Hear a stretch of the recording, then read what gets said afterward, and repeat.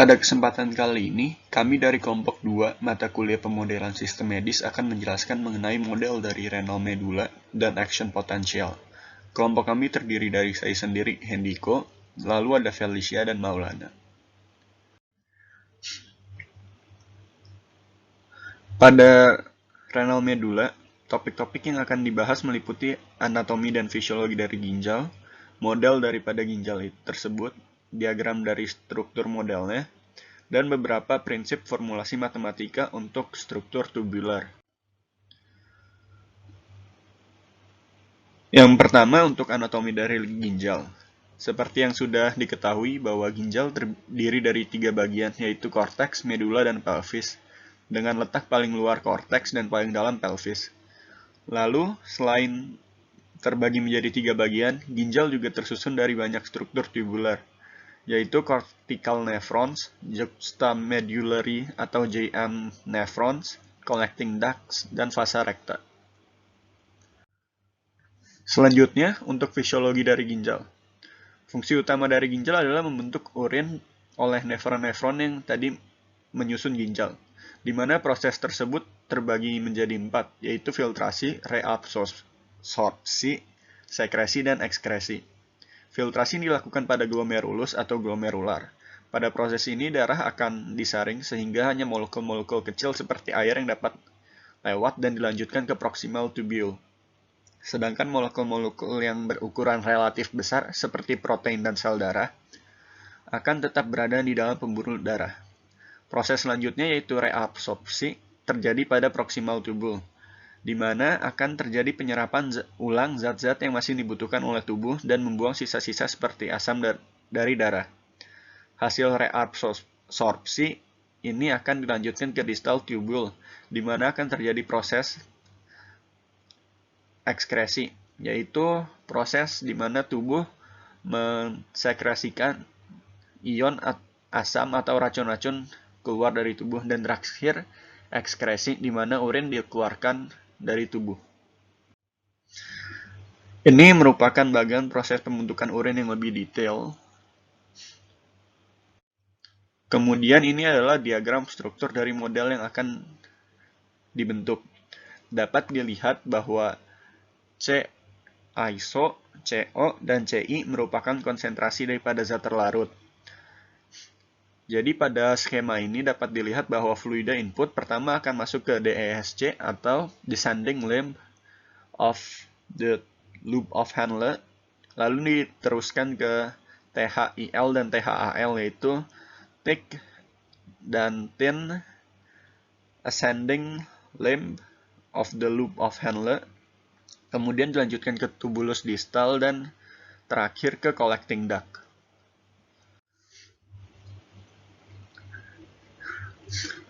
Untuk model dari medula ginjal, model ini digunakan untuk mensimulasikan fungsi dari ginjal manusia. Lalu model ini akan berfokus pada air dan elektrolit, serta produksi urin pada medula, sehingga memungkinkan untuk menyediakan metode yang terkontrol dan bersifat kuantitatif untuk mempelajari kontribusi dari komponen individual ginjal, hingga sifat-sifat ginjal yang bersifat dinamis. Pada model ini sendiri, ginjal tidak dimodelkan sebagai struktur yang kontinu, melainkan sebagai satuan-satuan diskret, di mana satuan-satuan ini meliputi segmen dari bagian yang berbeda, dan kedalaman dari satuan ini adalah panjang dari satuannya. Sebelum masuk ke pembuatan model, ada beberapa asumsi yang harus diperhatikan. Di antaranya adalah semua segmen yang akan diberikan nilai yang sama untuk area, volume, dan koefisien permeabilitasnya. Lalu, nilai dari area dan volume tiap segmennya merupakan jumlah dari luas permukaan dan volume dari tiap member suatu kelas dalam teras satu-satuannya itu.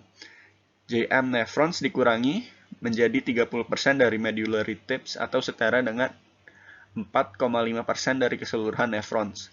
Pengurangan ini mengikuti geometrik proses. Lalu fasa recta akan dianggap sebagai drain pasif. Lalu glomeruli dan tubulus proximal akan dianggap sebagai bagian dari sistem kontrol kompleks yang menyuplai nefron dengan cairan. Ini merupakan gambar dari dasar pemodelan medula ginjal, di mana J merupakan water efflux rate persatuan area, Q flow rate dari air, R radius dalam dari tubulus, T untuk waktu, X jarak pada tubulus, Rho untuk densitas cairan, dan delta X melambangkan peningkatan dari X yang bernilai kecil. Dari gambar tersebut akan didapatkan persamaan seperti yang tertera pada slide di bagian bawah.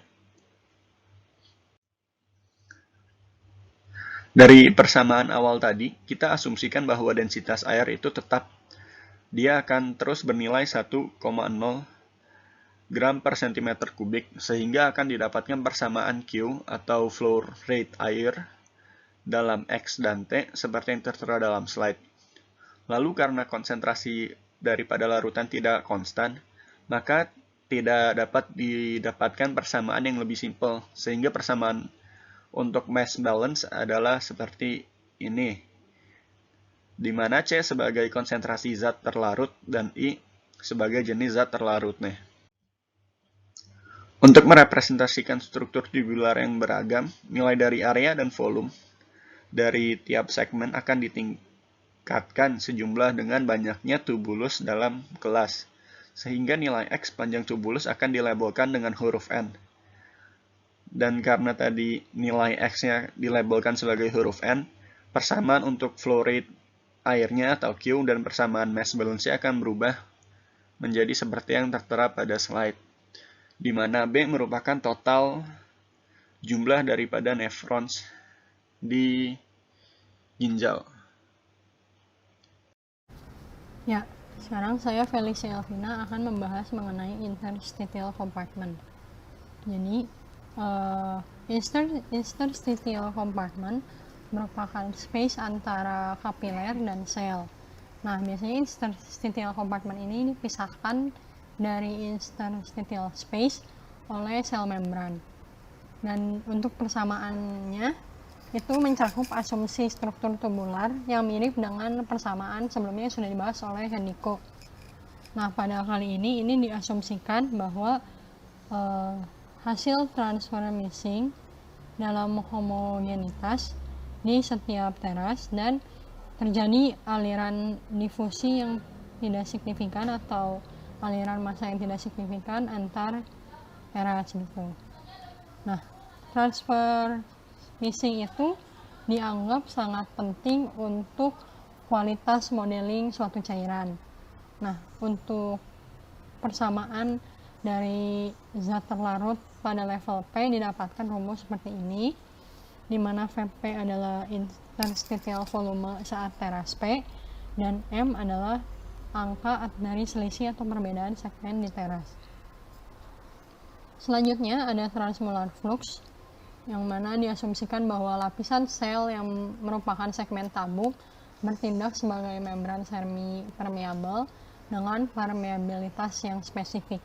Dan untuk menghitung transmolar flux rates dari suatu zat larut dan pelarut bisa digunakan hukum Fick dan hukum osmosis, di mana kalau hukum Fick itu mengukur pertukaran gas dengan difusi sederhana melalui sel membran atau dinding kapiler. Sedangkan kalau hukum osmosis itu difusi yang melalui membran selektif permeabel gitu. Sehingga didapatkan rumus untuk pelarut dari persamaan volume efflux perluas itu seperti ini, di mana K adalah koefisien reabsorpsi, dan biasanya diasumsikan bahwa semua segmen dan teras pada model ini memiliki volume yang konstan. Dan pada descending fasa rekta biasanya flow itu aliran dari fasa rektanya itu biasanya konstan, sehingga didapatkan J sama dengan 0. Sedangkan ketika ascending fasa recta itu digunakan atau diasumsikan untuk menghilangkan semua kelebihan cairan yang ada di interstitium akibat adanya hidrostatik dan gaya oncotic gitu yang bekerja pada membran permeable, sehingga didapatkan rumus ascending limb-nya itu seperti berikut, di mana Rm adalah radius dari nefron dan Bm adalah number dari nefron. Nah, untuk persamaan zat terlarut di fasa rekta biasanya itu sama persamaannya, tetapi karena koefisien permeabilitasnya yang sangat tinggi, itu bisa memudahkan zat terlarut itu berpindah ke fasa rekta. Jadi solute to move easily into the fasa rekta. Dan saat difusi pasif terjadi, itu biasanya flux pada zat terlarut diberikan hukum Fick's law, di mana rumusnya seperti berikut, dan N adalah molar flux per unit area atau satuan luas gitu.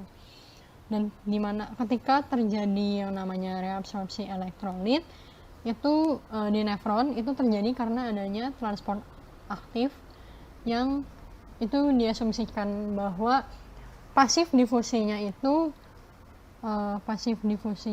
berjalan secara paralel dengan aktif transport dan menimbulkan efek yang adiktif, di mana rumusnya seperti ini, sehingga ada tambahan di N plus N aktif, di mana E-nya itu adalah elektrolit dan N aktifnya adalah aktif transport komponen, di mana rumusnya seperti ini. Nah, kalau kita lihat di sini tuh ada iso, di mana iso ini merupakan elektrolit isotonic to blood plasma. Nah, dari rumus-rumus yang kita udah kita pelajari di bagian saya dan Hendiko, kita bisa merumuskan model-model matematika dengan cara-cara yang tadi, sehingga saat parameter dan kondisi ini bisa dimasukkan ke dalam persamaan yang tadi udah dipelajari dan bisa dijadikan pembelajaran untuk simulasi.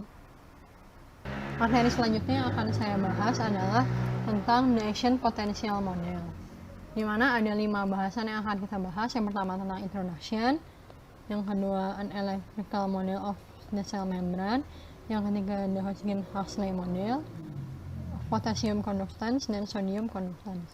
Oke, yang pertama, jadi action potential model itu merupakan salah satu contoh dari non-linear model.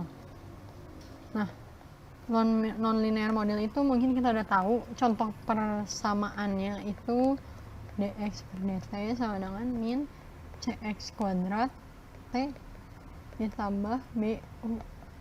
Nah, cx kuadrat inilah yang menjadikan persamaan ini jadi non-linear. Nah, beberapa fungsi seluler itu bergantung kepada generasi dan propagasi dari suatu aksi potensial. Seperti yang kita bisa lihat di sini, yang pertama, reseptor itu convert dari chemical, thermal, dan electric signal into aktif potensial, di mana aktif potensial adalah electrical signal yang terdiri dari lokal depolarisasi, di mana yang tujuannya sebagai lokal depolarisasi dari suatu membran sebagai akibat dari suatu stimulus. Nah, aksi potensial ini juga dihasilkan saat stimulus berada di atas threshold tertentu, sehingga perturbation dari kesetimbangan elektrik atau listrik ini memproduksi depolarisasi dan dapat menyebabkan penyebaran sinyal di sepanjang akson. Nah, keuntungannya apa sih? Keuntungannya itu sinyal bisa dibuat ulang di setiap bagian membran dan kurang sensitif terhadap noise.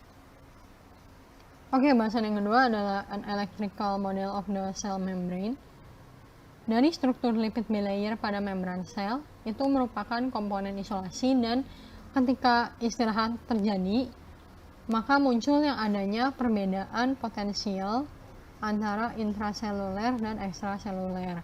Sehingga model yang paling simpel untuk mendeskripsikan electrical behavior itu adalah kapasitansi, di mana rumusnya ada seperti ini, di mana V ini merupakan VI per VE, dimana VI ini intraseluler potensial, yang VE ini ekstraseluler potensial, dan CM di sini adalah membran kapasitansi, dan ion adalah ionic current through the membrane gitu. Nah, ketika kita melihat gambar di atas, itu kita bisa mempertimbangkan 3 fakta ini yang saling berkaitan. Jadi flux ion ini terjadi di sepanjang channel ion masing-masing along ion specific channel, di mana hal ini terjadi karena adanya membran potensial yang dijelaskan dengan persamaan ada Goldman dan ada persamaan potensial nurse yang dari masing-masing ion gitu. Kalau potential nurse ini dari masing-masing ion.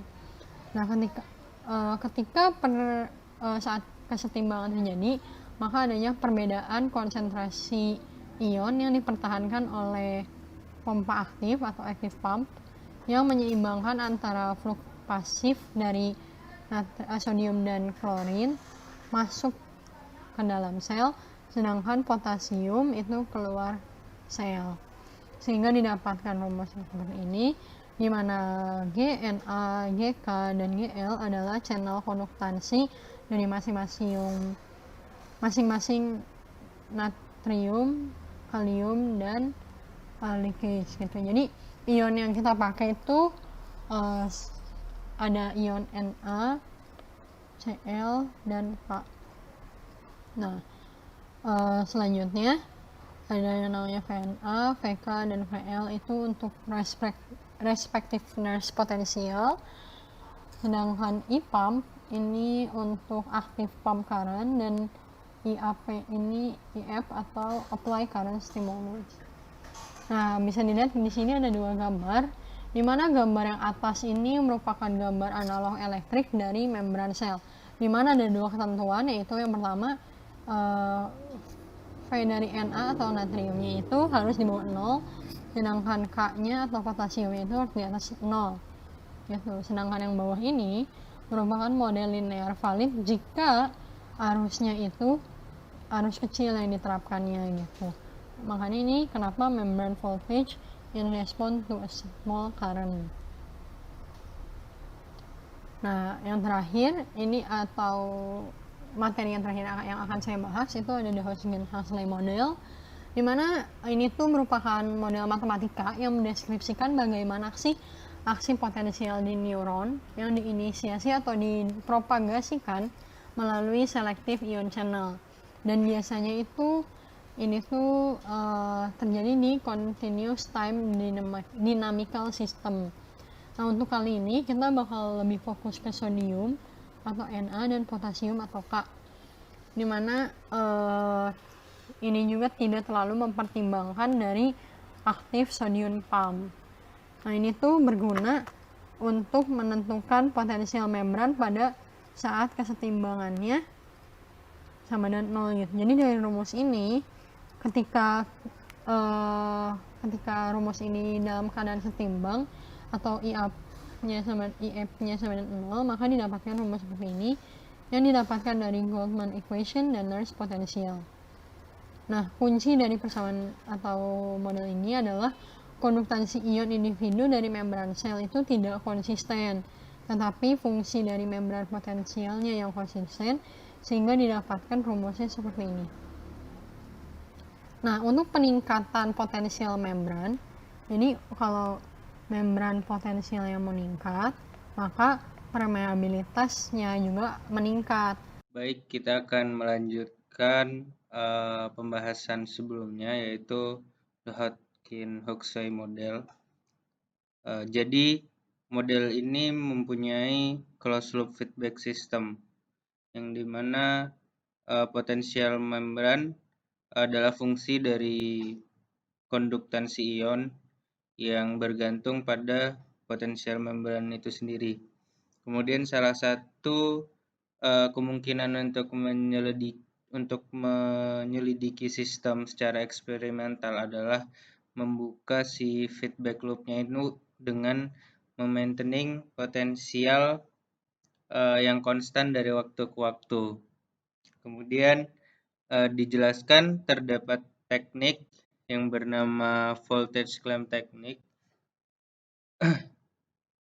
yang melibatkan perubahan langkah potensial membran dengan amplitude yang berbeda dan mengukur arus ionik sebagai respon terhadap stimulus, sehingga menghilangkan ketergantungan konduktansi dari tegangan membran.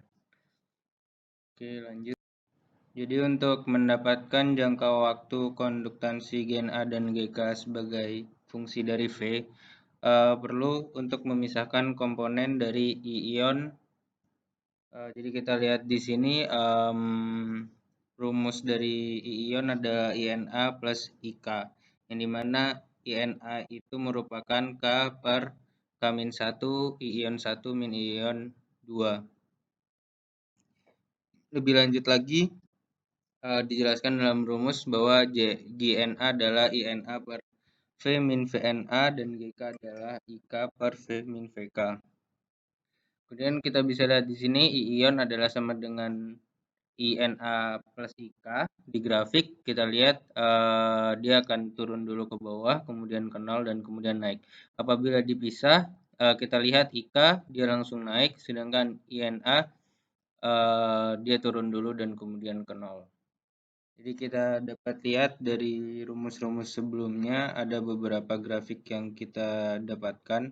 Yang pertama adalah A merupakan respon dinamis konduktansi kalium GK untuk peningkatan dan penurunan langkah V. Sedangkan B dan C adalah respon kalium GK dan konduktansi natrium GNA untuk berbagai langkah peningkatan V.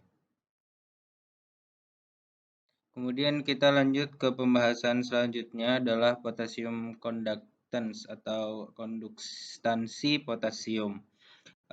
Dijelaskan di sini bahwa GK meningkat setelah peningkatan dalam V secara sigmoidal, tetapi menurun setelah eksponensial saat stimulus itu berakhir.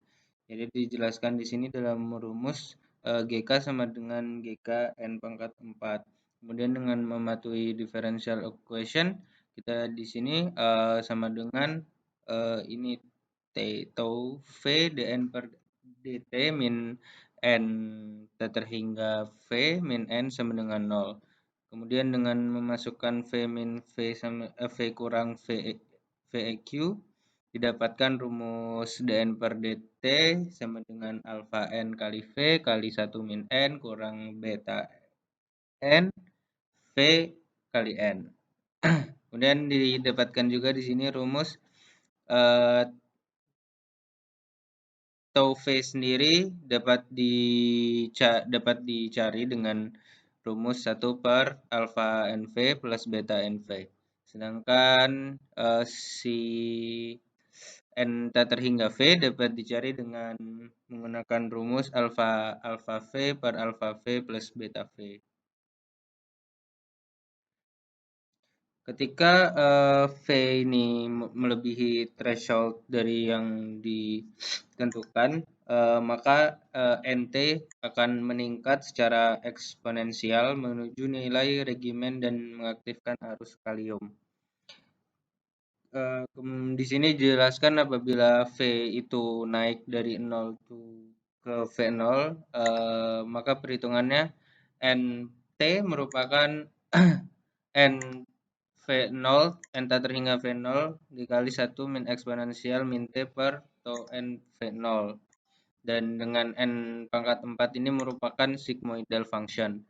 Apabila V ini turun dari V0 ke 0, maka perhitungannya adalah NT, N terhingga V0 eksponensial dalam kurung T min T per tau N V0. Dan di mana N pangkat 4T akan menurun secara eksponensial. NT ini disebut sebagai aktivasi potasium. Kemudian di sini terdapat beberapa grafik. Yang pertama, yang kiri, terdapat dinamika dari NT dan N pangkat 4T. Yang kita tahu tadi kita jelaskan NT merupakan potassium activation dan n pangkat 4-nya merupakan sigmoidal function. Jadi dia akan mengikuti kenaikan dari membran voltage. Dia akan semakin naik. Kemudian yang di grafik kanan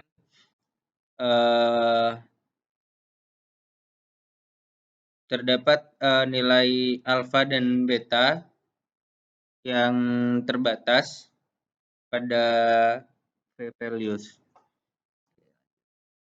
Kemudian kita lanjut ke pembahasan selanjutnya, yaitu adalah sodium conductance atau konduktansi sodium. Jadi setelah V ini meningkat, maka sodium channels ini pertamanya akan aktif dan kemudian akan segera deaktif atau tidak aktif. Jadi persamaan yang kita bisa dapat adalah GNA sama dengan GNA M pangkat 3H, yang dimana jika mengikuti differential equation akan menjadi dW per dt sama dengan alpha W dalam kurung 1 min W tutup kurung min beta W kali W, yang dimana ini W bisa merupakan M atau W juga bisa merupakan H. Nilai dari M itu kecil, namun dapat naik setelah stimulus dan disebut aktivasi sodium, sedangkan H itu dinamakan deaktivasi sodium. Didapatkan di sini dua grafik. Yang pertama yang kiri merupakan GK alpha W dan beta W diperkirakan merupakan nilai fungsi setelah kurva dipasang ke data alpha W dan beta W. Kita dapat lihat di sini. Dan kemudian pada grafik kanan kita dapat lihat bahwa komponen GNA mengikuti langkah peningkatan dari tegangan membran.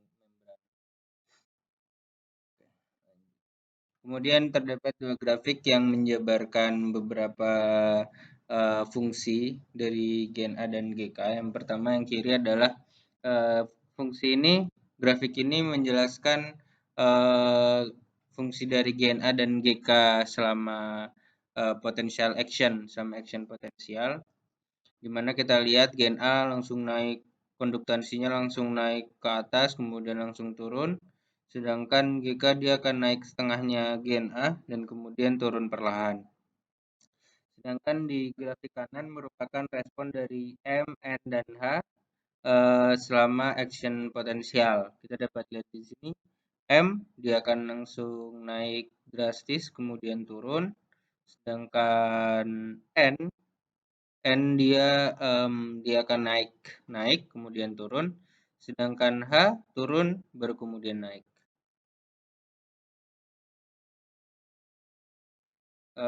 Kemudian kesimpulan yang kita dapat dari beberapa grafik sebelumnya adalah tau MV jauh lebih besar dari tau NV dan THV dari grafik sebelumnya kita dapat lihat. Kemudian MT merespon variasi tegangan lebih cepat daripada N dan H. Selanjutnya, efek pertama dari perubahan bertahap pada tegangan membran adalah aktivasi arus natrium, dan dengan demikian menyebabkan peningkatan potensial membran lebih lanjut. Terakhir, untuk nilai V yang tinggi, H sama dengan 0. Dengan demikian, arus natrium dinonaktifkan, sementara arus kalium diaktifkan, sehingga mengembalikan sistem ke keseimbangan. Sekian dari kelompok kami.